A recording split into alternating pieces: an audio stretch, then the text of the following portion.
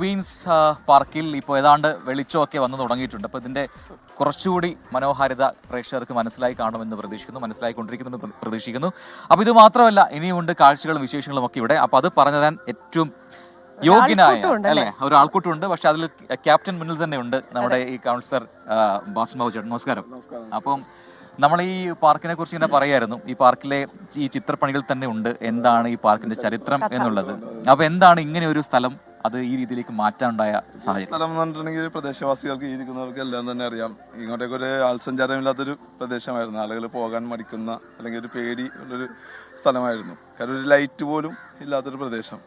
അപ്പോൾ ഒരു മാലിന്യ കൂമ്പാരമായി കിടന്ന വെച്ചൊരു പ്രദേശം ഈ രീതിയിലൊരു ഇത്രയും ആളുകൾ രാവിലെ ഒരു ആരോഗ്യ സംരക്ഷണത്തിന് വേണ്ടി ഉപയോഗിക്കുന്ന തരത്തിലേക്ക് മാറ്റാൻ സാധിച്ചാൽ വളരെയധികം സന്തോഷമുണ്ട്. അതിനനുസരിച്ച് അതിലേറെ കഷ്ടപ്പാടുണ്ട്. കാരണം ഇത്രയും മാറ്റുക, പിന്നെ ഈ ഒരു കോർപ്പറേഷൻ്റെ സാഹചര്യം ഇതൊക്കെ തരണം ചെയ്താണ് ഇങ്ങനത്തെ ഒരു ചെയ്തത്. അതിന് മേയറിനോടും ഈ എക്യുപ്മെന്റ്സ് ഒക്കെ സ്പോൺസർ ചെയ്ത് എറണാകുളത്തിന്റെ MP ഹൈബീഡനാണ്. അപ്പൊ അതേപോലെ എല്ലാവരോടും പ്രത്യേകം ഞാൻ നന്ദി പറയുകയാണ് ഈ ഒരു അവസരത്തിൽ. എത്ര നാളെടുത്താണ് ഇങ്ങനെ ഈ രീതിയിൽ സെറ്റ് ചെയ്തെടുത്തതെന്ന് പറഞ്ഞിട്ടുണ്ടെങ്കിൽ ഇതിപ്പോ ഞാൻ കൗൺസിലായിട്ട് 4ാമത്തെ വർഷമാണ്. 4 വർഷം പൂർത്തിയായിരിക്കുകയാണ്. അപ്പൊ ഈ 4 വർഷത്തെ ഈ കഴിഞ്ഞ ഒക്ടോബറിലാണ് ഇതിന്റെ ഉദ്ഘാടനം നടന്നത്.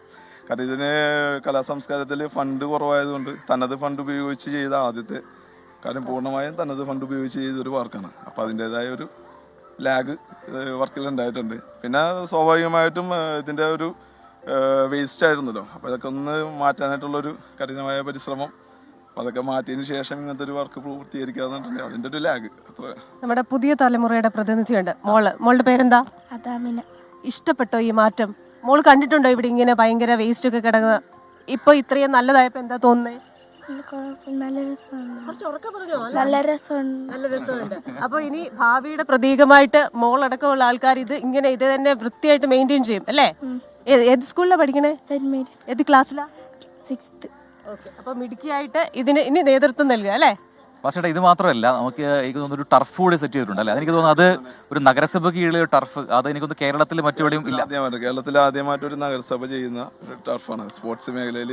കാരണം വിദ്യാഭ്യാസം കായികത്തില് ആദ്യമായിട്ട് ചെയ്യുന്നൊരു ചേട്ടനെ കാണുമ്പോൾ തന്നെ അറിയാം ആരോഗ്യ സംരക്ഷണത്തിന് അല്ലേ?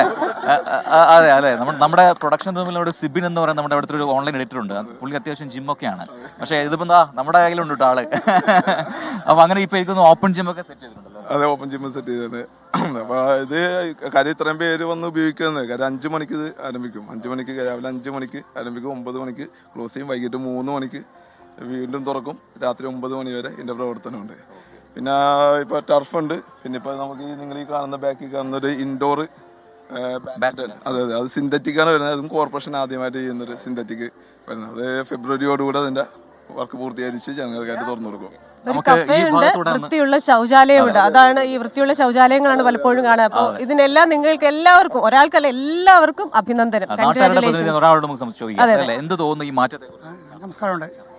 ഈ കൊച്ചിൻ കോർപ്പറേഷനിലെ 10ാം ഡിവിഷനിലെ ബാസിം ബാബു കൗൺസിലർ.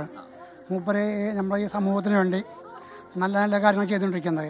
ഈ ടർഫ് വളഞ്ഞിട്ട് നമ്മുടെ ചെറുപ്പക്കാർക്കും വലിയവർക്കും അത് ഉപകാരപ്രദമാണ്, സന്തോഷകരമായിട്ട് പോകുന്നു. അതുകൂടെ ഞങ്ങൾ ഈ പാർക്ക് ഇവിടെ കെട്ടിക്കൊണ്ടിരുന്നപ്പോൾ കുറേ കാര്യങ്ങൾ അറിയാം, എന്താണ് ഇത് ഓപ്പൺ ചെയ്യാൻ തരുന്നതെന്ന് ചോദിക്കും. അപ്പോൾ ബാസിം ബാബു ചോദിക്കും, അത് സാങ്കേതിക തടസ്സമുണ്ട്, എങ്കിലും അത് നിങ്ങൾ എത്രയും പെട്ടെന്ന് ശരിപ്പെടുത്താമെന്ന് പറഞ്ഞു.